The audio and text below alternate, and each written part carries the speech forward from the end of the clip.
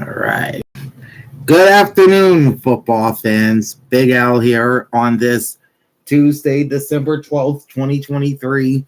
Welcome back to part two of the Week 14 edition of the week that was. As here, we will take a look at the four late games from Sunday, including the Seahawks at the Niners, the Bills at the Chiefs, and the Broncos at the Chargers, as well as the Vikings at the Raiders. We'll look at Sunday Night Football with the Eagles and Cowboys, and the Monday Night doubleheader with the Packers and Giants and the Titans and Dolphins. Also, my very controversial Week 15 power rankings. Yeah, I had a tough time ranking these teams.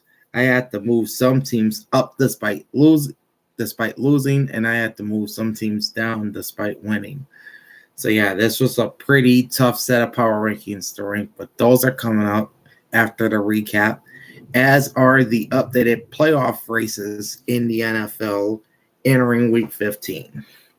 Now, if you missed part one, where we looked at Thursday Night Football and the 7 early games from Sunday, that video is up now. So feel free to watch that and then join this one. Okay, let's get started with probably the snooze fest of 2023. The Minnesota Vikings beating the Las Vegas Raiders 3-0.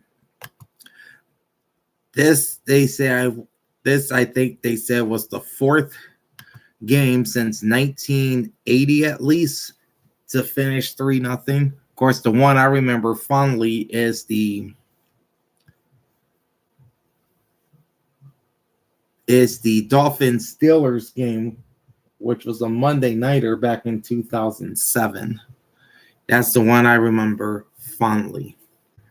Okay, so starting with the individual numbers for the Vikings, Josh Dobbs was the starter in this game. He was 10 of 23 for 63 yards with no touchdowns or interceptions and a passer rating of 50.8.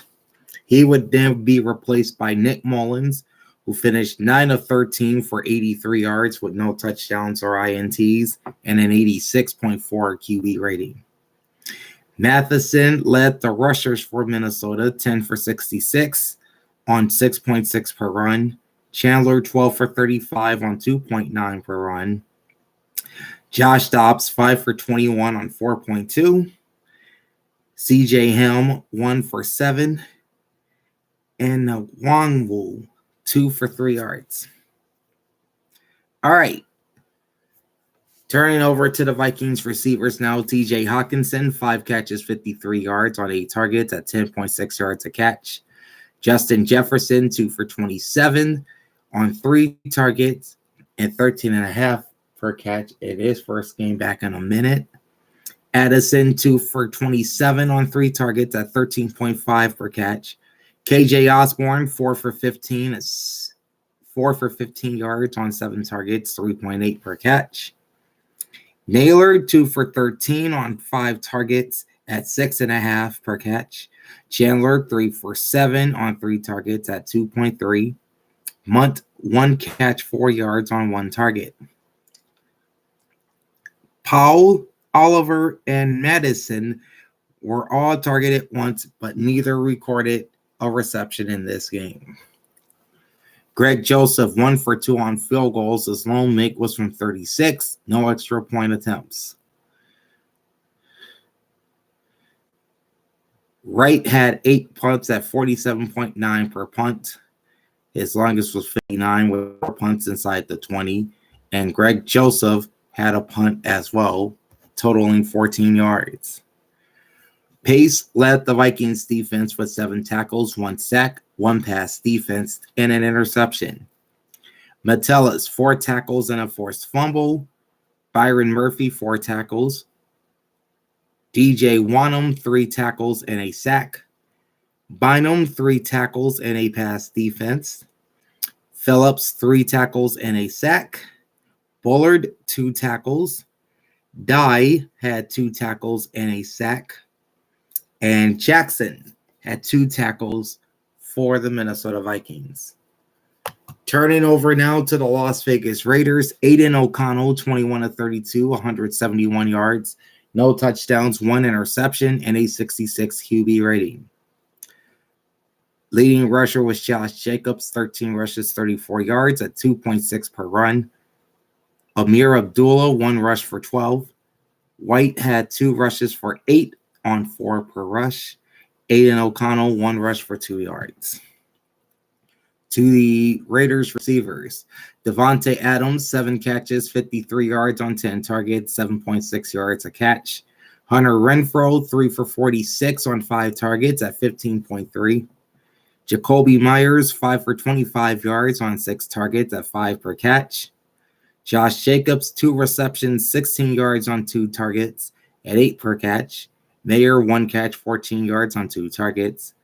Amir Abdullah, easy for me to say, 2 catches for 7 yards on 2 targets, 3.5 per grab.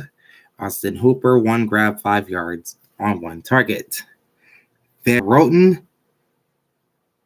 had no receptions, but mysteriously had 5 yards, and he was not targeted. I don't know how that is possible. Tucker had 1 target in the game, no catches. Nothing from the kicking, but as far as punting goals, Cole had 8 punts for a 54.1 average. How about this longest punt? 83 yards. That's impressive. 2 touchbacks and 2 punts inside the 20-yard line. All right. Robert Spillane had 7 tackles and a sack. Max Crosby, 7 tackles and 2 sacks. Morig, 4 tackles and a pass defense. Likewise for Robinson. Jones and Hobbs each had 4 tackles. Epps, 3 tackles and 1 pass defense. Diablo, 3 tackles. Wilson with 3 tackles and 1 sack. And Kuntz with 3 tackles for the Las Vegas Raiders. Total yards are not a lot of them on either side. 231 for the Vikings and 202 for the Raiders. Passing yards were 146 to 99 for Las Vegas. Rushing was 132 to 56 for Minnesota. Time of possession, Vikings 32 minutes, 11 seconds. Raiders 27 minutes and 49 seconds. All right. 2-1 clip in first downs in favor of the Vikings, 16-8. Minnesota was 8 of 20 on 3rd down, 1 for 1 on 4th down. And Vegas was 3 for 14 on 3rd down, 2 for 2 on 4th down. The Vikings have 5 penalties for 36 yards. They were sacked 5 times for a loss of 47. No fumbles lost or interceptions, and 9 punts. The Raiders have 4 penalties for 37 yards. They were sacked 4 times, losing 25 yards, with 2 lost fumbles and 1 interception, plus 8 punts. Closing line is Minnesota -3, and the over-under is 41. Nowhere near it, as there were only 3 points scored in the game. I took the Vikings both straight up and against the spread. This is actually going to be a push since the spread was 3.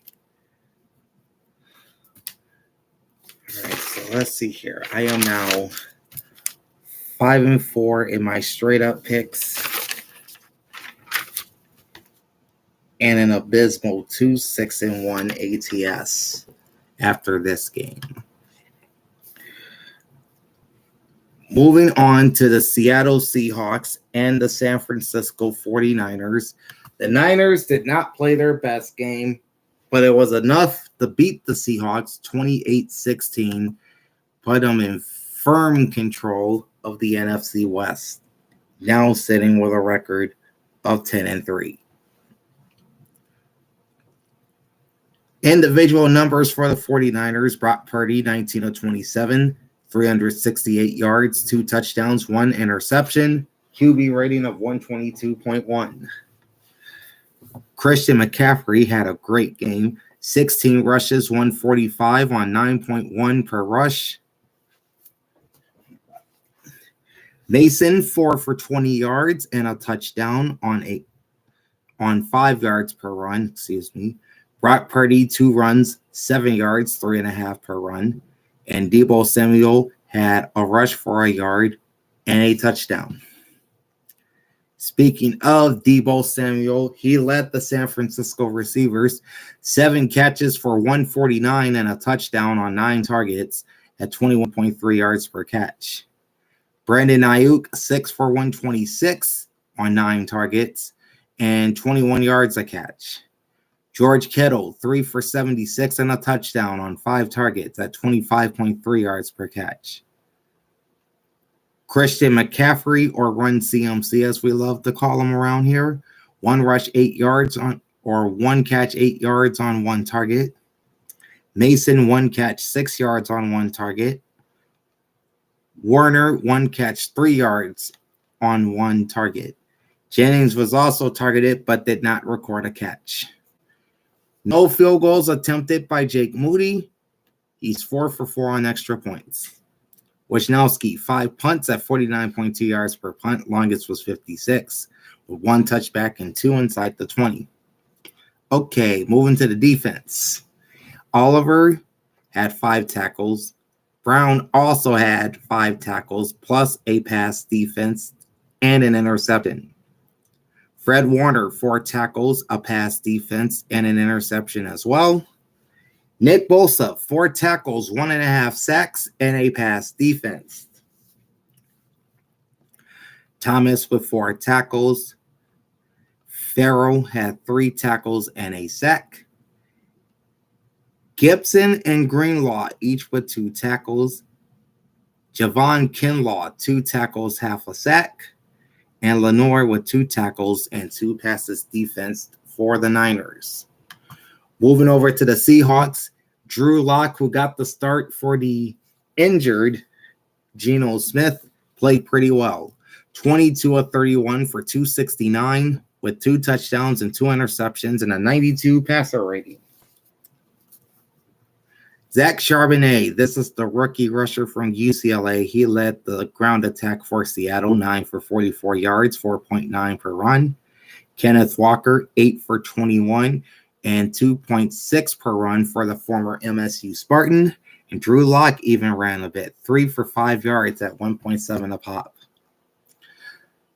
Out to the Seattle receivers, Tyler Lockett, 6 catches, 89 yards on 6 targets, 14.8 per catch. DK Metcalf, 2 for 52 yards and a touchdown on 5 targets, 26 per catch. Noah Fant, 2 for 35 on 4 targets, 17.5 yards per grab. Kenneth Walker, 4 for 33 on 5 targets and 8.3 per catch. Parkinson, 2 grabs, 28 yards and a touchdown on 2 targets, 14 yards per catch. Jackson Smith and Jigba, 4 catches, 25 yards on 7 targets, 6.3 yards per grab. Charbonnet, 1 catch, 4 yards on 1 target. And Will Dissly, 1 catch, 3 yards on 1 target. Jason Myers, 1 for 1 on field goals, only attempting from 40, and 1 for 1 on extra points. Michael Dixon, 6 punts at 51.8 per punt. Longest was 62 with 1 touchback and 3 inside the 20. Okay. Love is all you need. He had 5 tackles, 1 forced fumble, 1 pass defense, and an interception. So he was a busy man on that Seahawks defense. Bobby Wagner also logged 5 tackles. Wolin, 4 tackles. Jones, 4 tackles and a sack. Brooks, Diggs, Adams, and Mafe all had 3 tackles for this Seattle defense. Williams, 2 tackles, a sack, and a pass defense. And Jackson with 2 tackles and 2 passes defense for the Seattle Seahawks. Total yards, 527 for San Francisco, 324 for Seattle. All right, The Niners outgained the Seahawks through the air by 100 yards exactly. 354 for the 49ers, 254 for the Seahawks. And they outgained the Seahawks on the ground by a little over 100. The Niners had 173 rushing yards versus 70 for the Seahawks. Time of possession was won by Seattle, however, 30 minutes and 45 seconds versus 29 minutes and 15 seconds for the Niners. First downs are advantage San Francisco 19-17. Third downs, Seattle, big reason why they lost was their third downs, 2 of 11. The Niners, meanwhile, were 6 of 11. Seahawks 0 for 1 on fourth down. San Francisco, no fourth down plays. 5 penalties for the Seahawks for 39 yards. They were sacked 4 times, losing 15. No fumbles, 2 interceptions thrown, and 6 punts. And for the 49ers, 5 penalties, 30 yards. They were sacked 3 times, losing 14. But 1 lost fumble, 1 interception, and 5 punts. Closing line was San Francisco minus 14.5, and the over-under is 44.5. I took the Niners straight up, and thank God that I took Seattle with the points. So now I'm 6-4 straight up, 3-6-1 in my ATS picks. I'm glad I took Seattle here with the points. Probably my best pick of the week of all of them. All right, there we got that big AFC tilt as the Buffalo Bills defeat the Kansas City Chiefs at Arrowhead 20-17. This was the 5th straight game in the series that played in Kansas City. That also includes that memorable divisional playoff game back in 2021. You know, that shootout that broke out in the fourth quarter and then went to overtime, that game. Okay. Individual numbers for the Bills. We'll start with Josh Allen. 23 of 42, 233 with 1 touchdown and 1 interception and a 68.9 QB rating. And for Josh Allen, this is the 9th game in a row in which he's thrown an INT. Okay. That should be Josh Cook.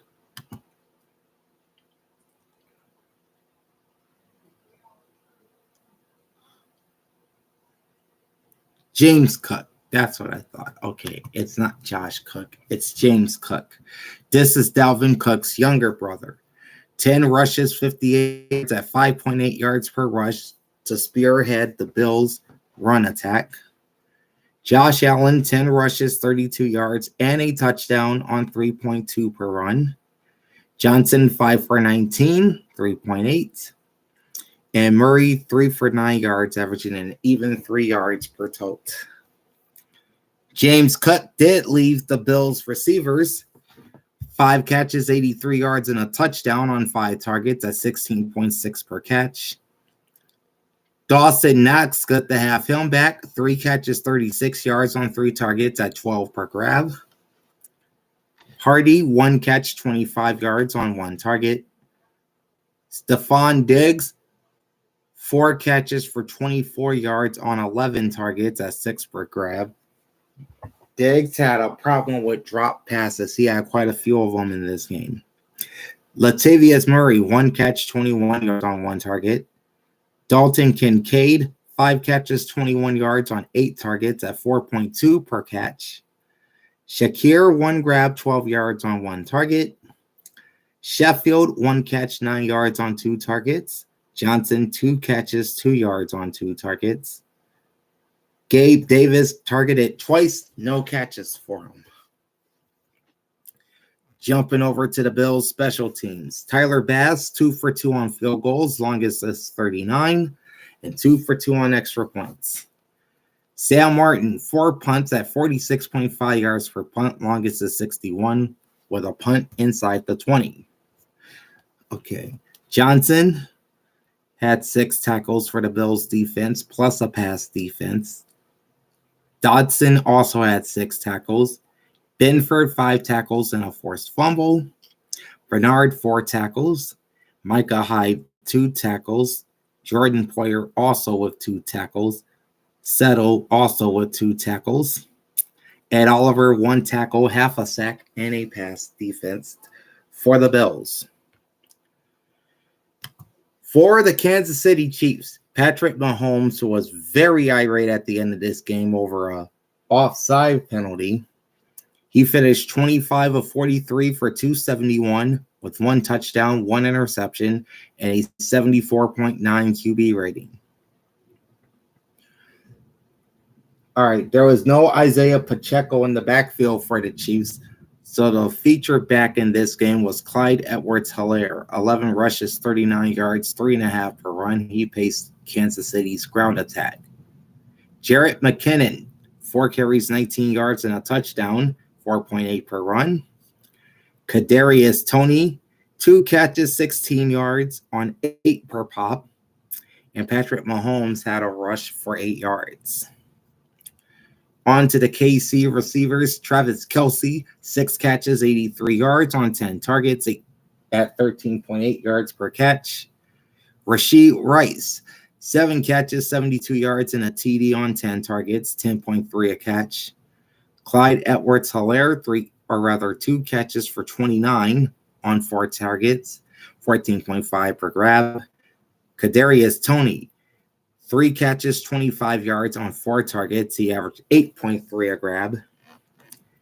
Marquez Valdez-Scantling, 2 catches, 22 yards on 4 targets at 11 per catch. Watson, 1 grab for 18 on his lone target.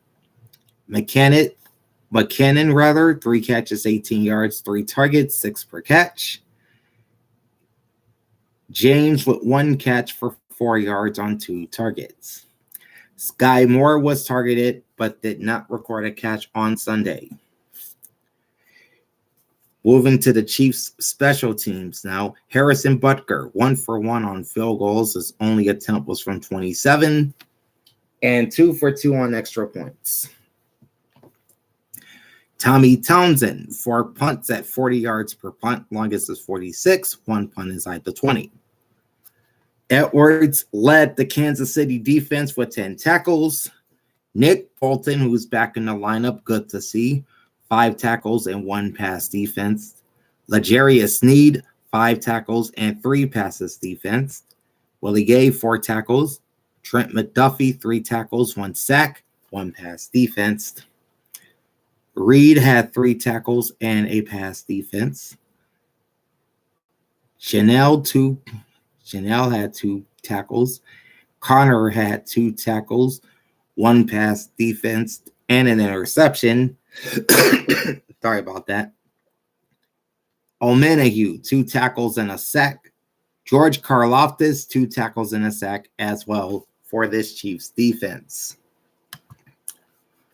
All right, total yards, 346 for the Chiefs, 327 for the Bills. Passing yards for Kansas City, 264, Buffalo, 209. Rush yards, Buffalo, 118, Kansas City, 82. Time of possession, Bills, 35 minutes, 21 seconds. Chiefs, 24 minutes, 39 seconds. Both teams finished with 21 first downs. The Bills were 6 of 15 on 3rd down, 1 for 1 on 4th down. And the Chiefs were 6 for 12 on 3rd down, 0 for 1 on 4th down. Buffalo had 4 penalties for 35 yards. They were sacked 3 times, losing 24. No fumbles lost, 1 interception, and 4 punts. And the Chiefs had 7 penalties for 45 yards. They were sacked once for 7. 1 lost fumble, 1 interception, and they also had 4 punts. Closing line, Kansas City -2. Over-under is 49. I took the Bills both straight up and against the spread. And that's more like it. I have a 7-4 record. in my straight up picks was slowly but surely improving with the ATS at 4-6-1. The last of the Sunday afternoon games is the Denver Broncos taking down the Los Angeles Chargers 24-7 at SoFi Stadium. We'll start with the individual numbers for the visiting Broncos. Russell Wilson, 21 of 33 for 224 with 2 touchdowns and 1 interception, quarterback rating of 91. Williams paced the ground attack for the Broncos, 17 for 66 and a touchdown on 3.9 per run. McLaughlin, 5 for 25 yards at 5 per tote. Samaje Perine held to 2 rushes and 8 yards at 4 per pop. Russell Wilson, 6 rushes, 5 yards at 0.8 per rush. Burton, 1 rush for 2 yards. Jumping now to the Broncos receivers. Cortland Sutton, 3 catches, 62 yards, and a touchdown on 4 targets, 20.7 yards per catch. Samaje Perine, 5 grabs, 36 yards on 5 targets, and 7.2 a catch. Kroll, 1 catch, 35 yards on his only target. Williams, 3 for 25 on 4 targets, 8.3 per catch. Troutman, 2 for 19 and a touchdown on 3 targets and 9.5 per catch. Jerry Jeudy, 2 catches, 16 yards on 6 targets, 8 yards per grab. Humphrey, 1 catch, 12 yards on his only target. Marvin Mims Jr., 2 catches, 11 yards on 3 targets, 5.5 yards per catch. McLaughlin, 1 catch, 7 yards on 2 targets, and Burton, 1 catch for a yard on his 1 target. All right, on to special teams. Will Lutz, 1 for 1 on field goals, connecting from 23 yards, and 3 for 3 on extra points. Dixon, 7 punts at 44.7 yards per punt. Longest is 56. And how about 5 of his 7 punts landing inside the 20-yard line? That's very good, I should say. All right, Singleton paced Denver's defense with 10 tackles, 1 sack, and a pass defense. Pat Surtain II, 5 tackles. McMillan, 5 tackles and a sack plus a pass defense. Josie Jewell, 4 tackles, a sack, and a pass defense. Browning, 4 tackles and a pass defense. Simmons, good game for him, 3 tackles, 1 sack, 1 forced fumble, 1 pass defense. Locke with 2 tackles, 1 sack, 1 forced fumble, and 1 pass defense. Jones, 2 tackles, and Cooper, 2 tackles, 1 pass defense, and an interception. All right, looking at the LA Chargers, Justin Herbert was 9 of 17 for 96 yards, with no touchdowns and 1 interception and a 45.2 QB rating. He would leave this game with an injured finger on his throwing hand and did not return. So he would be replaced by Easton Stick. That's a pretty cool name, don't you think? Easton Stick. He finished 13 of 24 for 179 with no touchdowns or interceptions and a 78.3 QB rating. Keenan Allen attempted a pass, no completions, 39.6 QB rating. Austin Eckler led the Chargers rushers, 10 for 51 and a touchdown on 5.1 per run. Spiller, 6 for 19 at 3.2 per run. And Kelly, 3 rushes, 6 yards on 2 yards per tote.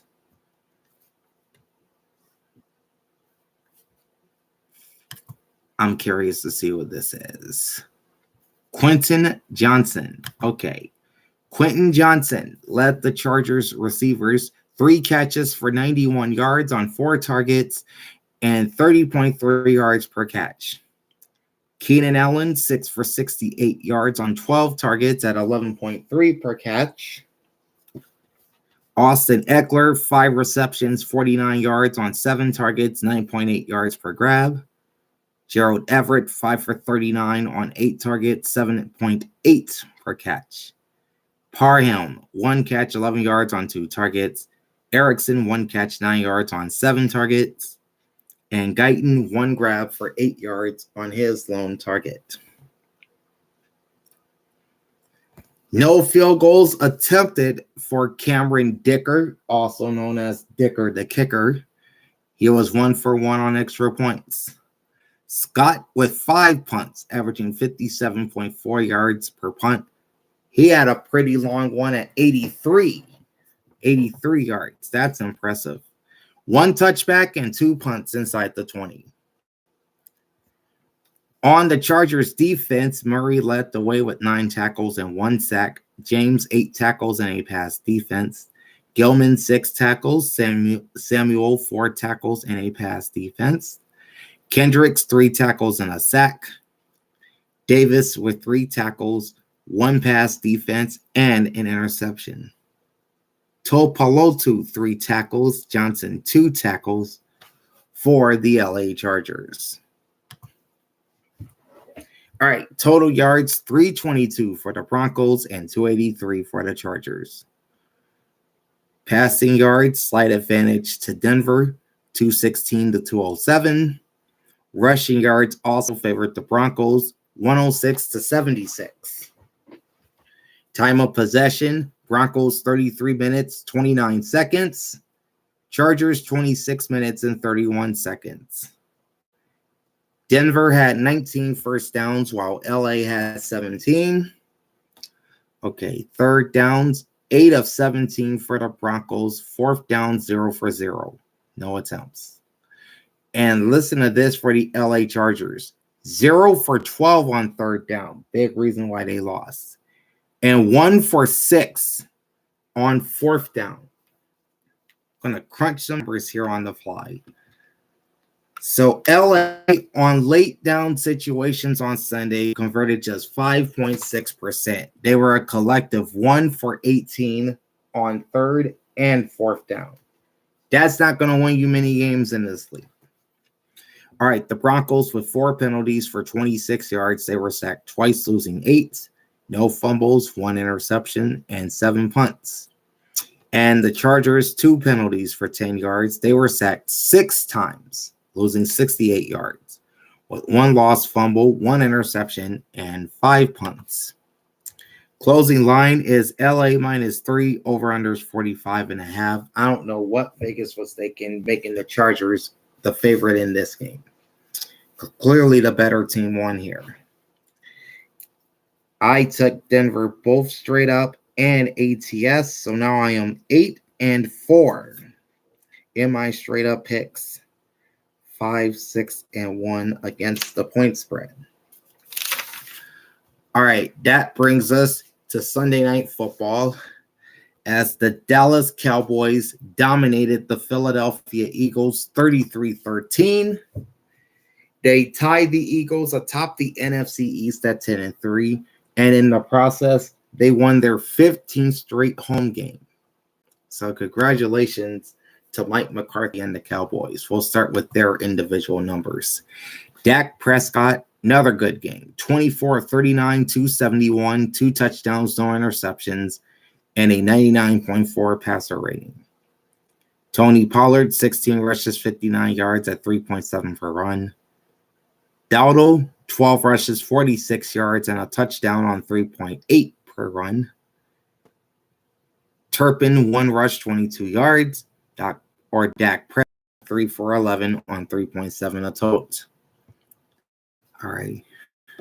Jalen Ferguson led the Cowboy receivers with 5 catches, 72 yards on 8 targets, averaging 14.4 per catch. CeeDee Lamb, 6 for 71 and a TD on 10 targets, 11.8 yards per grab. Michael Gallup, 3 for 48 score on 5 targets at 16 per catch. Brandon Cooks, 2 for 37 on 5 targets, 18.5 yards a grab. Tony Pollard, 7 for 37 yards on targets, 5.3 yards per grab. Dowdle, 1 catch for 6 yards on his lone target. Tolbert and Turpin both targeted once, neither recording a catch on Sunday nights. Brandon Aubrey made some history. He was 4 for 4 on field goals. His longest was 60, and 3 for 3 on extra points. All right, so here's the story on Brandon Aubrey, who played college soccer at Notre Dame. He was the place kicker for the Birmingham Stallions of the USFL the last couple of years. He is 30 for 30 to start his career in field goals. Also, he is the first kicker in NFL history to record a 59 and a 60-yard field goal in the same game. Gotta give big congrats to Brandon Aubrey. Even though I'm an Eagles fan, gotta give the man his props. Brian Anger with 1 punt on the day for 48 yards. And that was the first punt by the Cowboys since the Thanksgiving Day game against Washington. On to the Cowboys' defense were pretty dominant. Stephon Gilmore, 9 tackles, 1 forced fumble. Donovan Wilson, 4 tackles and a forced fumble. Deron Bland with 4 tackles. He's still sitting with 8 interceptions. 5 of those returned for touchdowns, which is an NFL record. Bell had 3 tackles, a forced fumble, and a pass defense. Javon Curse, 3 tackles. Lewis also had 3 tackles. Clark with 2 tackles and a pass defense. Gallimore, 2 tackles. Micah Parsons, 2 tackles and a sack. And Hooker with 1 tackle and 1 pass defense for the Cowboys. Moving to the Philadelphia Eagles, Jalen Hurts, 18 of 27 for 197, no touchdowns or interceptions, and an 88 passer rating. He did lose a fumble in this game, another one.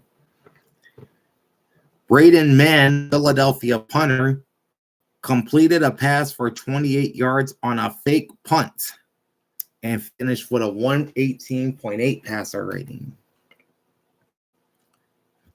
Ground game was pretty much held in check once again. DeAndre Swift, 11 rushes, 39 yards on 3.5 per run. Jalen Hurts, 5 for 3 yards on 6 a pop. Kenneth Gainwell, 4 for 28 on 7 a pop. And Boston Scott, 3 rushes, 9 yards, averaging 3 per run.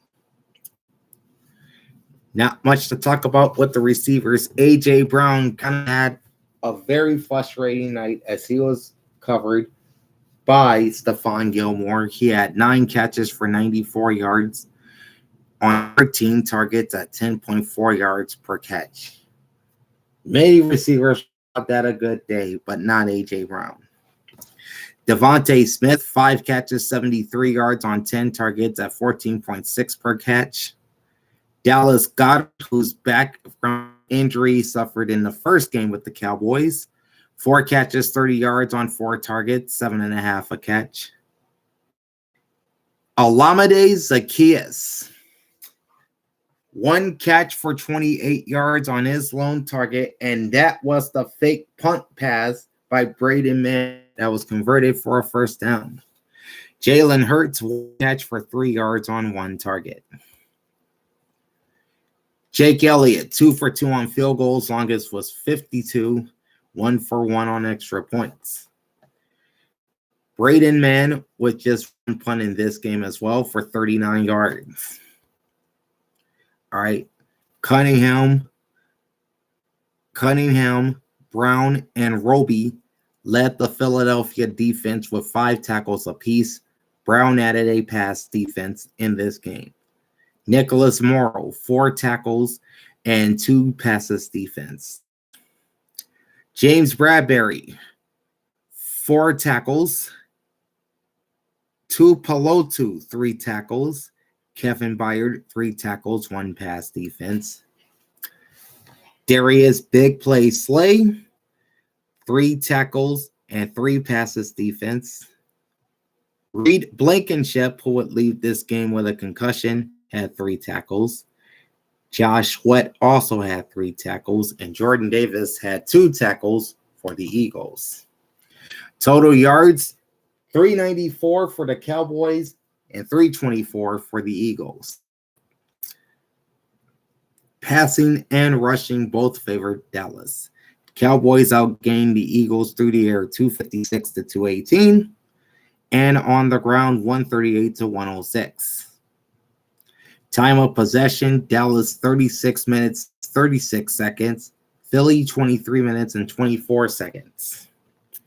First downs were 24 for the Cowboys, 17 for the Eagles. Third down conversions, Philly 4 for 9, Dallas 9 for 16. Fourth downs, the Eagles were 1 for 2 and the Cowboys 1 for 1. All right, the Eagles penalized 10 times for 95 yards, sacked only once, losing 7, with 3 fumbles lost. That's going to lose you a lot of games in this league. No interceptions thrown and 1 punt for 39 yards. And the Cowboys, 7 penalties for 60 yards. They were sacked 3 times, losing 15 yards, with 1 fumble lost, no interceptions, and 1 punt for 48 yards. Closing line was Dallas minus 3.5, and the over-under was 52.5. I had to go with my Eagles in this game, both straight up in the spread, so I'll be happy to take the losses there. So that makes me 8-5, straight up 5-7-1 ATS. And we'll wrap up this recap with a look at the Monday night doubleheader. We'll start with the New York Football Giants getting a late field goal from Bullock in the closing seconds to down the Green Bay Packers 24-22. Start with individual numbers for the Giants. Tommy DeVito, 17-21, 158, 1 touchdown, no interceptions, and a 113.9 QB rating. Saquon Barkley, 20 rushes, 86 yards, 2 touchdowns on 4.3 per run, pacing New York's ground attack. DeVito also ran a bunch in this game, 10 for 71 on 7.1 per rush. Wan'Dale Robinson, 2 for 36 on 18 yards per rush. And Matt Breida, 2 for 16 yards, averaging 8 yards per run. All right, to the receivers, Wan'Dale Robinson had 6 catches for 79 yards on 7 targets, 13.2 yards a catch. Hodgins, 2 catches, 22 yards, and a touchdown on 2 targets, 11 yards a catch. Next, trying to hurt. Bellinger, 2 catches, 15 yards on 2 targets, 7.5 yards per catch. Saquon Barkley, 3 for 15 on 4 targets at 5 yards a grab. Darius Slayton, 2 catches, 40 yards, 2 targets, 7 yards per catch. And Jalen Hyatt, 2 catches, 13 yards on 3 targets at 6.5 yards per reception. All right, that's Randy Bullock. I want to get his name.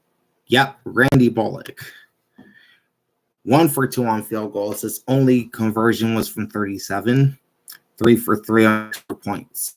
That 37-yarder proved to be the game winner.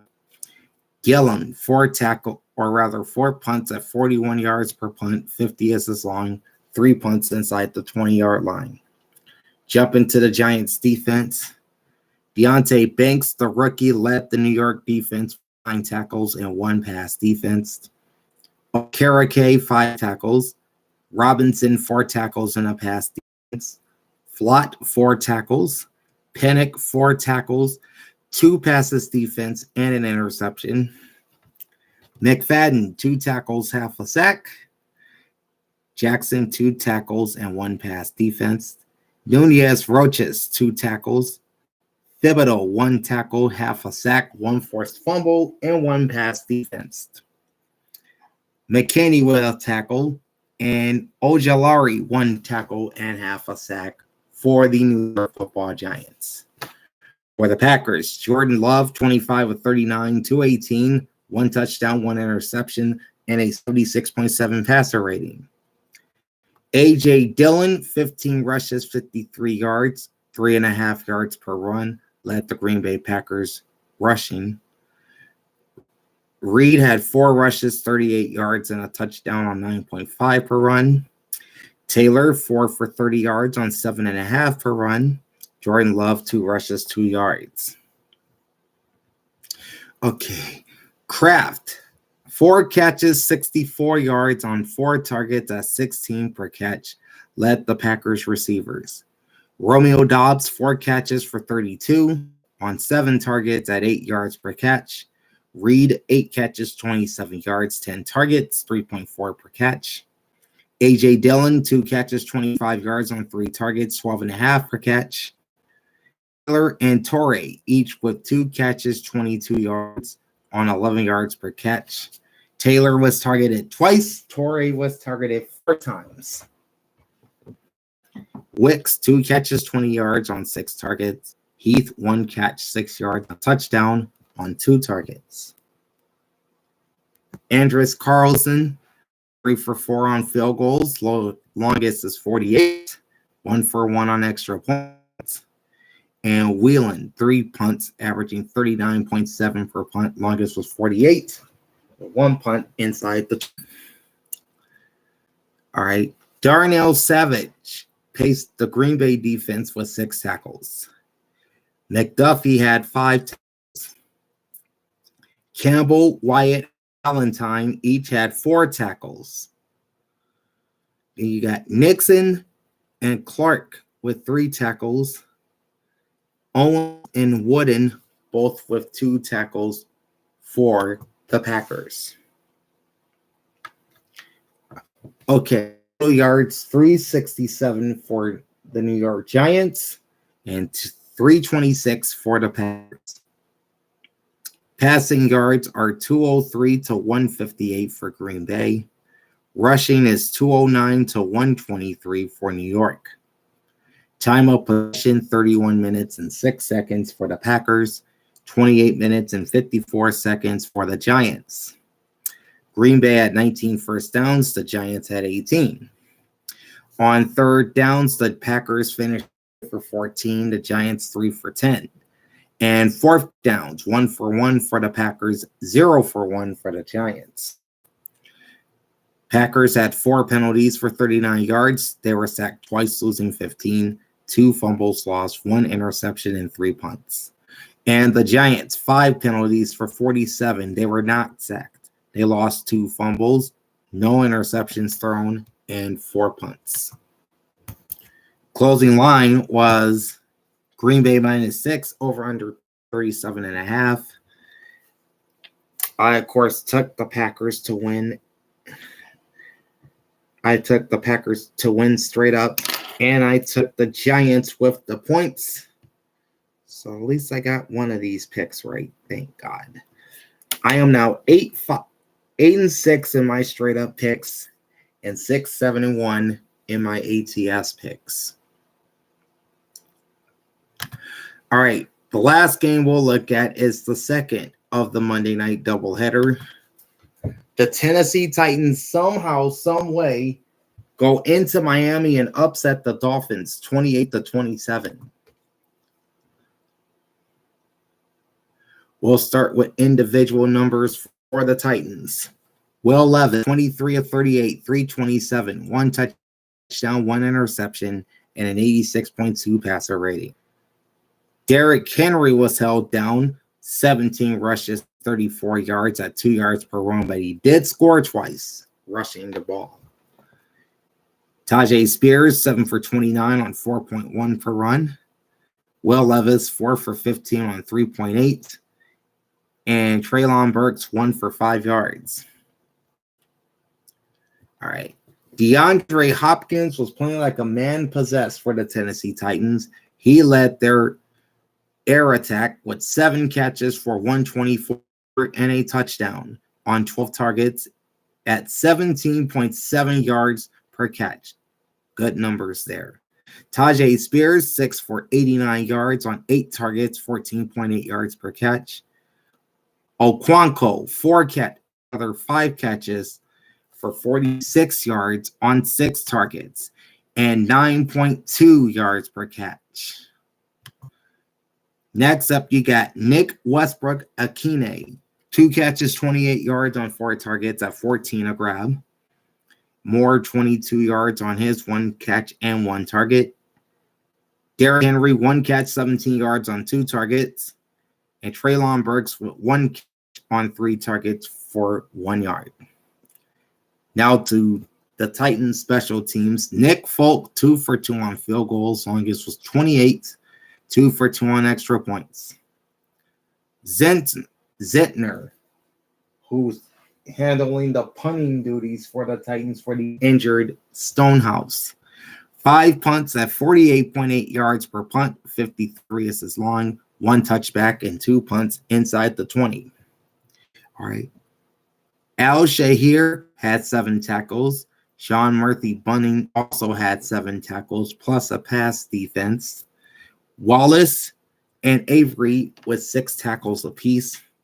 McCrary, 5 tackles and a pass defense.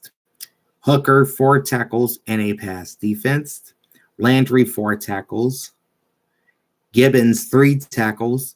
Oh, Landry also had 3 sacks in the game with his 4 tackles. Arden Key, 2 tackles and a sack.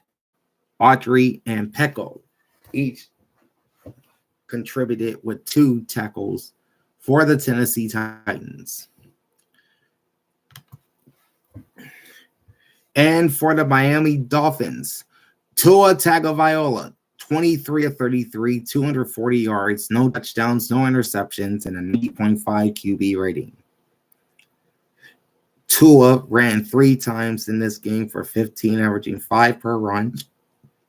Leading rusher for the Dolphins was Raheem Mostert, 21 for 96 yards and 2 scores at 4.6 per run. And Devin Achane, the rookie from Texas A&M, 7 rushes, 47 yards on 6.7 per run. All right. Jalen Waddle led the Miami receivers with 6 catches, 9 yards on 8 targets, 13.2 yards per catch. Then you've got Tyreek Hill, 4 catches, 61 yards on 5 targets at 15.3 yards per catch. He did suffer an ankle injury in this game and is considered day-to-day. That coming from Dolphins head coach Mike McDaniel. Cedric Wilson, 2 catches, 30 yards on 4 targets. Devin Achane, 5 catches, 24 yards on 9 targets. Wilson averaged 15 yards a catch. Achane, 4.8. Smythe, 2 catches, 16 yards on 3 targets at 8 per catch. Braxton Berrios, 2 for 13 on 2 targets and 6.5 a catch. Ingold, 1 catch, 13 yards on 1 target. And Raheem Mostert, 1 catch, 4 yards on 1 target. Jason Sanders, 2 for 3 on field goals. Long was 31, 3 for 3 on extra points.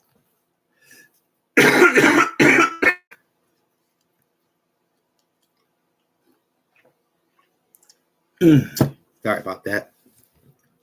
Okay, Bailey with 5 punts, averaging 47 punt. Longest was 56.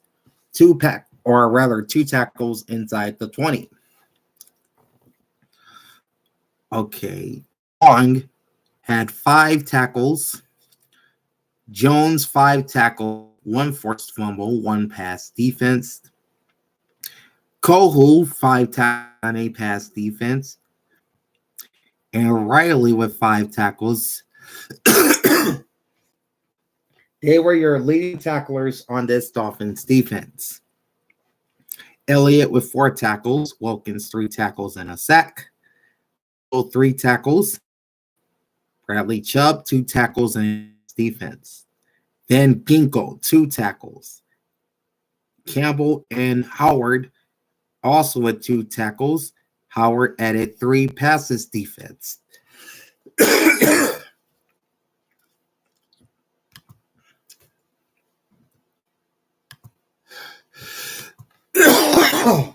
Whew.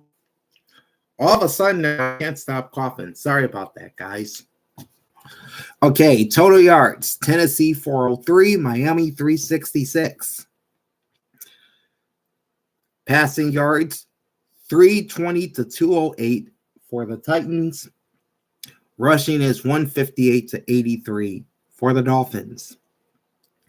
Time of possession, Dolphins 32 minutes 24 seconds, Titans 27 minutes 36 seconds. All right, Tennessee had 22 first downs versus Miami's 20. Neither got it right on third down. 5 of 13 for the Titans, 4 of 13 for the Dolphins. No fourth down attempts for Tennessee, 0 for 1 for Miami. All right, 9 penalties for the Titans for 59 yards, sacked once for 7. 2 lost fumbles, 1 interception.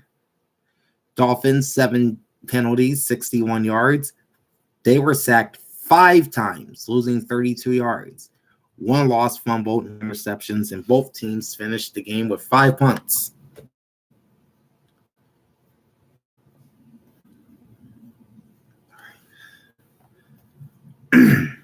Closing line was Miami minus 14, and the over-under was 44.5. And this was a bad way to end the week, as I took the Dolphins straight up and against the spread and lost both picks.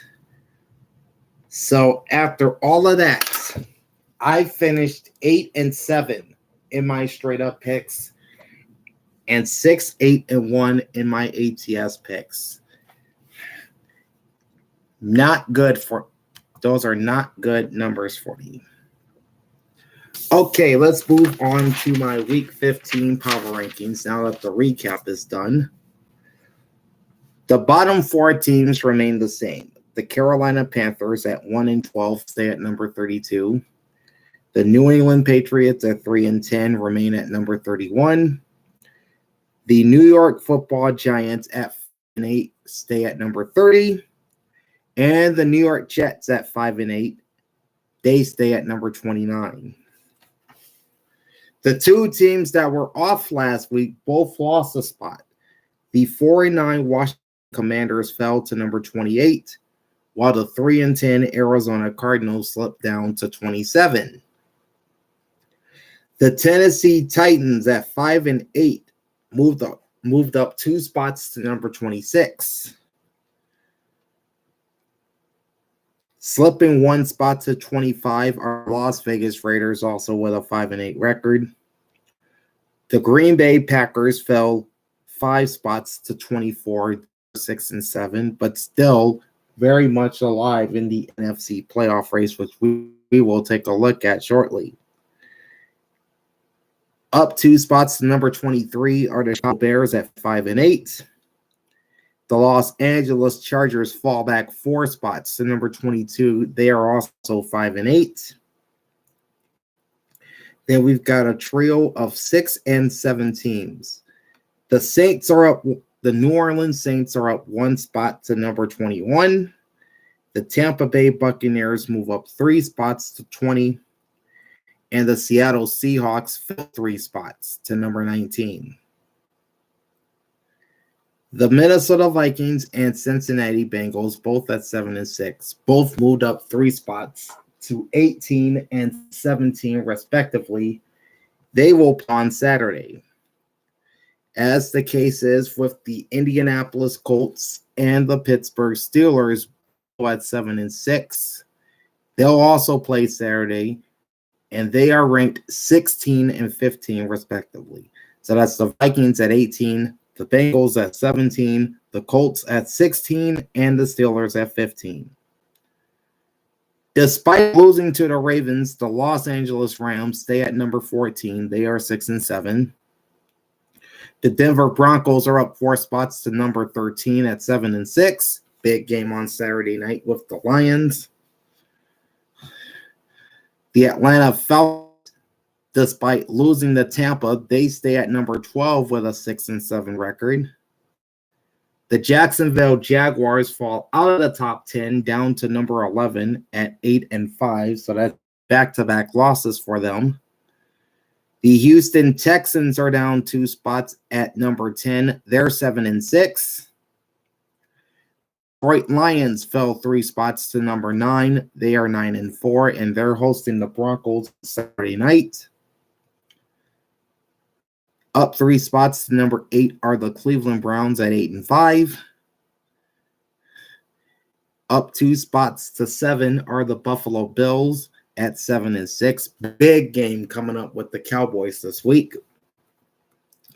The Philadelphia Eagles, that's my team. I dropped them 2 spots to number 6, despite their 10-3 record. Hopefully they can turn things around Monday night against the Hawks. Number 5, up 2 spots, are the Miami Dolphins at 9-4. The Chiefs, despite losing to the Bills, they moved up a spot to number 4 at 8-5. And the top 3 remain unchanged. The Dallas Cowboys at number 3, the Baltimore Ravens at number 2, and the San Francisco 49ers at number 1, all with 10-3 records. All right, one more order of business here before we finish things. Picture in the NFL as we wrap up week 14. And I may have to refresh the. We shall see, though.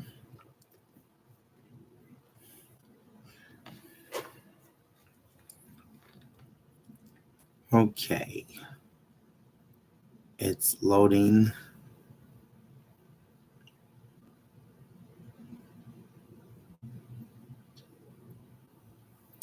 All right, I think it's loading. All I'm seeing is a black screen.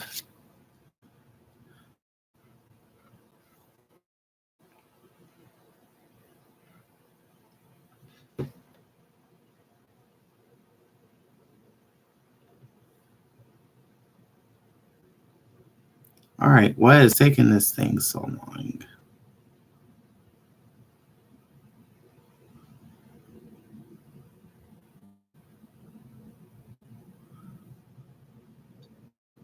Okay. I think we got it. Looking at everything, I don't think we have to. No, we don't. Okay, excellent. All right, so here is the playoff picture in the NFL through 14 weeks, and we'll start with the AFC. The Baltimore Ravens are the number 1 seed at the present time at 10-3, 3-2 versus the North, 6-3 in the AFC, 503 strength of schedule, 485 strength of victory. The Miami Dolphins, with last night's loss, drops to the number 2 spot at 9-4. 3-1 versus the East, 6-3 in the AFC. 402 strength of schedule, 325 strength of victory. Okay. In the number 3 spot, you've got the Kansas City Chiefs at 8-5, 3-1 versus the West, 6-2 in the AFC. 533 strength of schedule, 490 strength of victory. And then you've got the Jacksonville Jaguars in as the 4 seed at 8-5, 4-1 versus the division, the AFC South, and 6-4 in the conference overall. 544 strength of schedule, 500 strength of victory. Kansas City wins the tiebreaker over Jacksonville based on head-to-head win percentage. And then you have 6 teams at 7-6 in the AFC, including the Pittsburgh Steelers, Indianapolis Colts, Houston Texans, Denver Broncos, Cincinnati Bengals, and the Buffalo Bills. But we got to talk about the number 5 team first, and that's the Cleveland Browns at 8-5. 3-2 versus the North, 6-3 in the AFC. 550 strength of schedule, 548 strength of victory.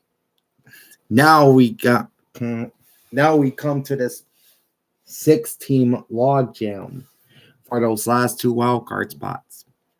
Based on tiebreakers, the Pittsburgh Steelers would be in as the number 6 seed at 7-6.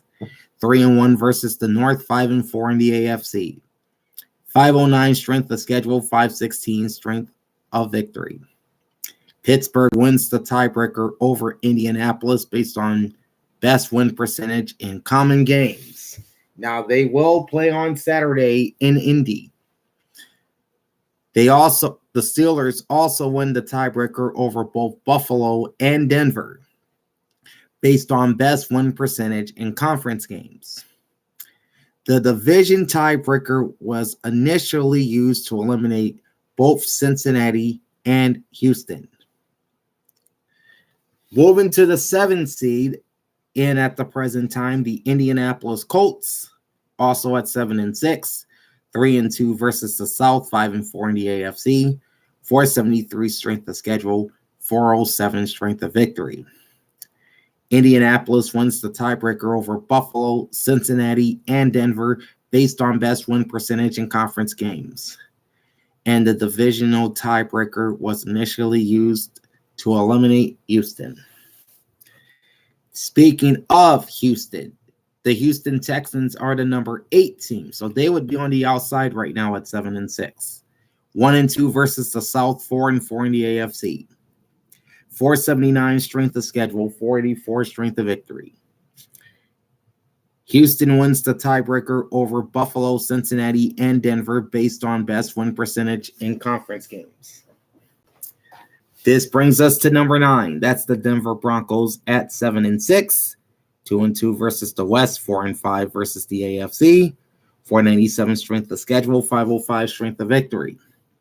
Denver wins the tiebreaker over Cincinnati based on best win percentage in conference games. And they win the tiebreaker over Buffalo based on a head-to-head sweep. The Cincinnati Bengals are presently the number 10 team in the conference at 7-6. 0-4 versus the North, 3-6 in the AFC. 556 strength of schedule, 516 strength of victory. Cincinnati wins the tiebreaker over Buffalo based on head-to-head win percentage. So that means they beat the Bills earlier this year. That bumps Buffalo down to number 11 at 7-6. 2-2 versus the East, 4-5 in the AFC. 485 strength of schedule, 462 strength of victory. So you got a 6-way tie with 7 wins, and now you've got a 4-way tie with the LA Chargers, Las Vegas Raiders, the New York Jets, and the Tennessee Titans. The Chargers and Raiders are scheduled to play Thursday night in Vegas. All right, we'll start with the LA Chargers at 5-8, 1-2 versus the West, 3-5 in the AFC. Can't talk, sorry about that. 527 strength of schedule, 385 strength of victory. The Chargers won the tiebreaker over both the Titans and Jets based on best win percentage in conference games, and the divisional tiebreaker was initially used to eliminate Vegas. Speaking of which, that brings us to the Raiders, also at 5-8. 1-2 in the West, 3-5 in the AFC, 491 strength of schedule, 400 strength of victory. Vegas wins the tiebreaker over both Tennessee and the Jets based on best win percentage in conference games. That brings us to the New York Jets, also at 5-8, 1-3 in the East, 3-6 in the AFC, 527 strength of schedule, 554 strength of victory. New York wins the tiebreaker over Tennessee based on strength of victory. And we'll talk about the Titans right now. They're also 5-8, 0-3 in the South, 3-6 versus the AFC. 515 strength of schedule, 431 strength of victory. And at the bottom of the AFC and officially eliminated from the playoffs are the New England Patriots at 3-10. 2-2 versus the East, 3-5 in the AFC. 527 strength of schedule, 487 strength victory. Now to the NFC. We'll start with the San Francisco 49ers, the first team to clinch a playoff spot. They are 10-3 and number 1 in the NFC. 4-0 versus the West, 8-1 in the NFC. 527 strength of schedule, 515 strength of victory. San Francisco wins the tiebreaker over Dallas based on head-to-head win percentage. Of course, they played on Sunday night in Week 5 and just blew the doors off of Dak and company. So that brings us to the new leader in the NFC East based on tiebreakers. That's number 2 seed Dallas Cowboys at 10-3. 4-1 record versus the East, 7-3 in the conference, 432 strength of schedule, 385 strength of victory. Dallas owns the tiebreaker over Philadelphia based on best win percentage in division games, but the head-to-head tiebreaker remains with Philadelphia. We'll talk about the Eagles in a moment. The Detroit Lions are at number 3 with a 9-4 record. 2-2 versus the North, 6-3 in the NFC, 444 strength of schedule, 410 strength of victory. And then number 4 is the Tampa Bay Buccaneers at 6-7, 3-1 versus the South, 5-4 in the NFC, 509 strength of schedule, 385 strength of victory. Tampa wins the tiebreaker over Atlanta based on best win percentage in common games. And they also own the tiebreaker over New Orleans based on head-to-head win percentage. So they have the head-to-head tiebreaker with the Saints. That brings us to our 3 wild card spots. Number 5 is the Philadelphia Eagles at 10-3. 3-1 versus the East.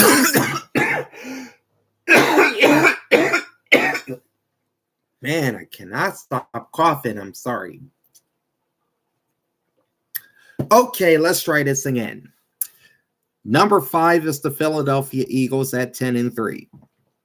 3-1 versus the East, 6-2 in the NFC. 527 strength of schedule, which is the same as the 49ers. 492 strength of victory.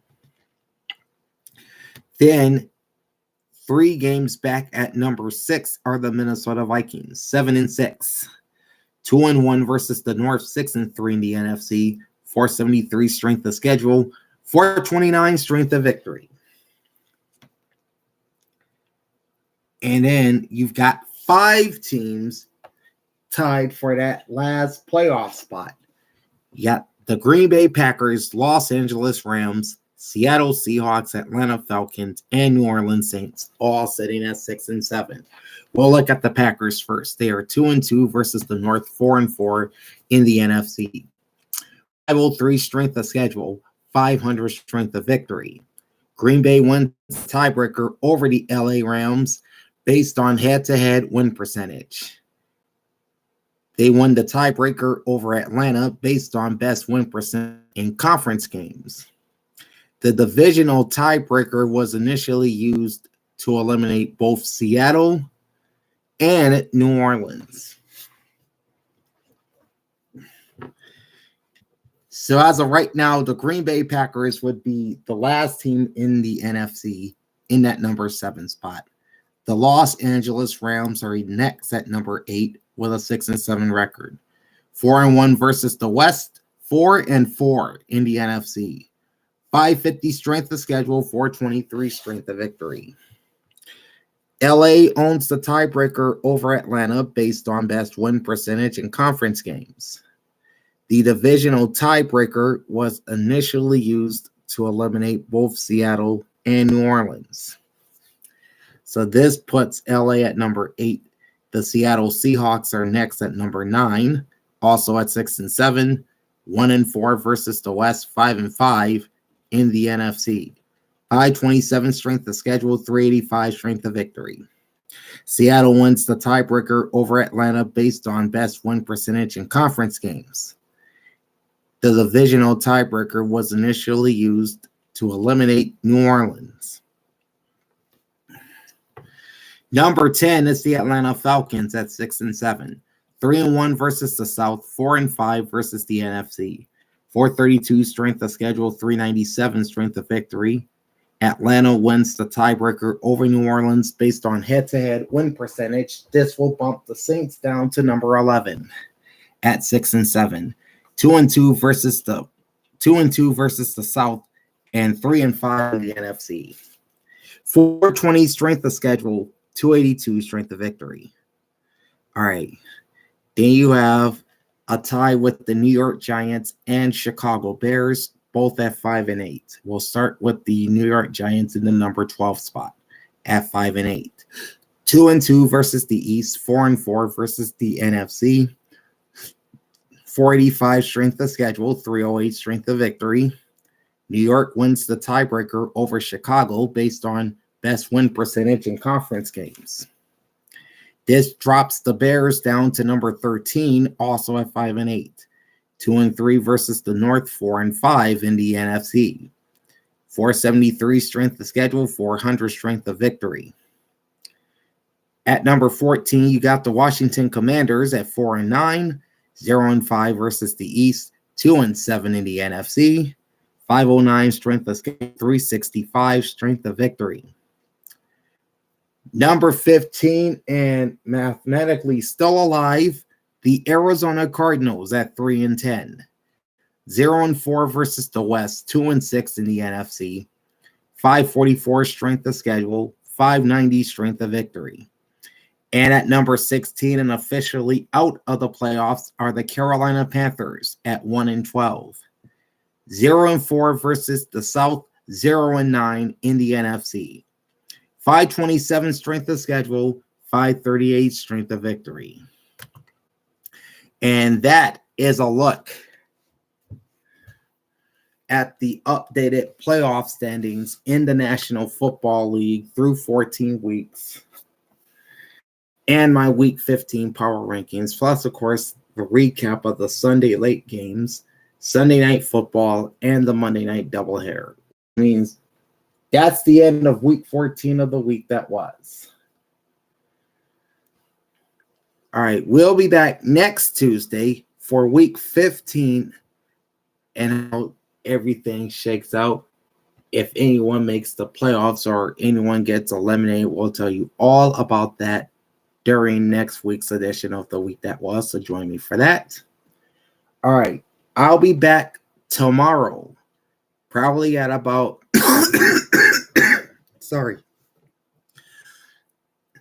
Anyway, I will be back tomorrow at about 7 p.m. Eastern time for my Week 15 picks in the National Football League, both straight up and against the spread. And I hope to do better next week than I did this week. So, fingers crossed. In the meantime, like, comment, and subscribe to my channel. Ring the bell and get notified every time I go live. And also, before I go, I will be releasing the college football bowl game matchups on Thursday.